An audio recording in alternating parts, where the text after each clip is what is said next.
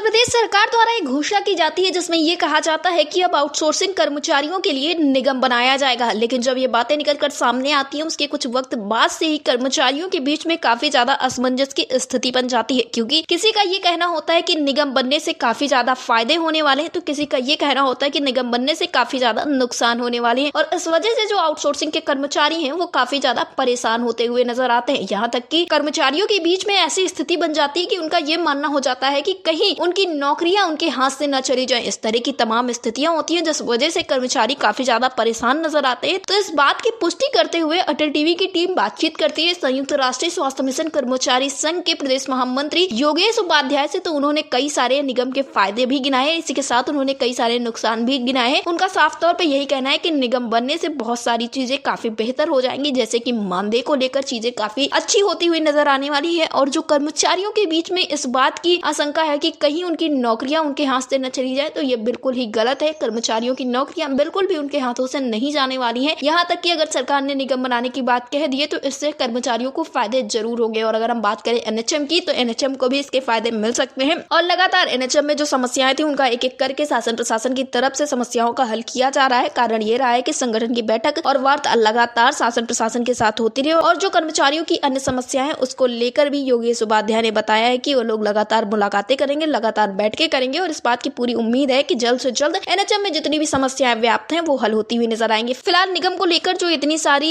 बातें हो रही हैं, इन सारी चीजों को साफ करते हुए प्रदेश महामंत्री योगेश उपाध्याय ने क्या कुछ कहा है, आप भी सुनिए। योगेश जी, आपका हमारे चैनल अटल टीवी पे बहुत बहुत स्वागत है।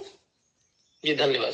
योगेश जी, इस बीच में देखने को मिला था जहां उत्तर प्रदेश सरकार के द्वारा ये कहा गया था कि जो उत्तर प्रदेश के आउटसोर्सिंग और संविदा के कर्मचारी हैं उनके लिए एक निगम बनाया जाएगा। लेकिन ऐसे में कुछ कर्मचारियों का ये कहना है कि निगम बनाने से उन्हें काफी सारे फायदे होने वाले हैं, लेकिन वहीं पर कुछ लोगों का ये भी कहना है कि निगम बनने से नुकसान भी हो सकते हैं। तो आखिर आपका क्या मानना है, क्या निगम बनने से जो संविदा के कर्मचारी हैं उनके लिए कुछ खास हो सकता है, क्योंकि बहुत ज्यादा असमंजस में कर्मचारी फंसे हुए हैं इस वक्त पर? जी, एक बात ये स्पष्ट है कि जो निगम है वो संविदा कर्मचारियों के लिए नहीं है, आउटसोर्सिंग के लिए है। जी। एक तो सेवा प्रदाता से जो कंपनी कर्मचारी कार्यरत होते हैं उनके लिए है। जी। और निगम से कुछ फायदे भी हैं और कुछ नुकसान भी हैं। फायदे ये हैं कि एक सबका एक समान नियमित रूप से वेतन तय हो जाएगा। वेतन विसंगतियां जो व्याप्त हैं जी, वो न्यूनतम वेतन 20 से 22,000 रुपए होने को है। कुछ अन्य सुविधाएं अच्छी अच्छी हैं जी, उसमें, जैसे मेडिकल लीव को लेके है, उसमें एक राशि मिलेगी मेडिकल लीव के दौरान। जी, जी, किसी को पुत्री होती है तो उनको उनके पढ़ाई के लिए पैसा मिलना है। कुछ दुर्घटना होती है तो एक राशि मिलेगी। ये सब सुविधाएं हैं। मैटरनिटी लीव की बात स्पष्ट रूप से निर्देशित है। जी। लेकिन वहीं पे जब हम नौकरी सुरक्षा की बात करते हैं या उसमें थोड़ी सरलता की बात करते हैं नौकरी को लेकर, क्योंकि आउटसोर्सिंग जो नौकरी होती है सबको पता है कि सेवा प्रदाता के माध्यम से जितने भी कर्मचारी होते हैं बड़े स्तर पर धांधली और करप्शन होता है उनको नियुक्ति दिए जाने के लिए। ऐसी दशा में उस पर कोई कार्य नहीं किया गया है। और जो अभी तक दो पक्षीय या दो टर्म में कहिए दो स्तर पर एक अनुबंध होता था, एक कंपनी और विभाग के बीच और दूसरा कंपनी और कर्मचारियों के बीच जी, अब वो एक स्तर और बढ़ जाएगा जी। यूं कहें कि अब वो प्रक्रिया क्या हो सकती है, एक संभावना लगाई जा सकती है कि विभाग और निगम के बीच एक अनुबंध होगा और फिर निगम और कंपनी के बीच अनुबंध होगा और फिर कर्मचारी और कंपनी के बीच अनुबंध होगा। तो ये स्तर एक बढ़ जाएगा, जिससे कि आप भी पता है अगर करप्शन हम घटाने की बात करेंगे तो संख्या घटनी चाहिए थी। इसमें अगर हम एजेंसी को हटाते बीच से तो बेहतर और बेहतर हो सकता था। ये एक बड़ी बात निकल के आ रही है लोक चर्चा में। तो अगर ऐसा होता है तो काफी नुकसान होगा, कर्मचारियों के शोषण के स्तर बढ़ेंगे। लेकिन वहीं दूसरी तरफ वेतन और कुछ सुविधाओं की बात करेंगे तो लाभ हो सकता है जी। योगेश जी, तो आखिरकार ये निकलकर सामने आए इसके फायदे भी हैं और नुकसान भी हैं। ऐसे में कर्मचारियों को कुछ ज्यादा परेशान होने की जरूरत नहीं, क्योंकि कुछ लोगों के बीच में ये भी देखने को मिला था, उन्हें इस बात की चिंता जताने लगी थी कि कहीं उनकी नौकरी ना चली जाए इन सारी चीजों की वजह से, क्योंकि अब ये देखा जा रहा था जहाँ एक तरफ से सीधी नियुक्ति होने को हो गई इन सारी चीजों में।